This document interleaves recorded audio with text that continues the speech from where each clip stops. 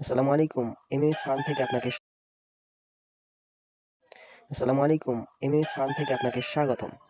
আজকে আপনাদের দেখাবো ২০ টা কোয়েল পালনে মাসিক আয় এবং ব্যয় কত। আমরা প্রথমেই কোয়েল পাখির আদার নিয়ে আলোচনা করি। ২ দিনে ২০ পিস কোয়েল পাখির ১ কেজি আদার লাগবে। এখানে আপনি যদি লেয়ার অন আদার খাওয়ান তাহলে ৳৬০ কেজি পড়বে। তাহলে ১ মাসে আপনার ১৫ কেজি আদার লাগবে। আর ১৫ কেজি আদারের দাম হবে ৳৯০০। ২০ পিস মহিলা কোয়েলে কম করে হলেও প্রতিদিন ১৫ পিস ডিম পারবে। আর ১ মাসে ডিম হবে ৪৫০ পিস।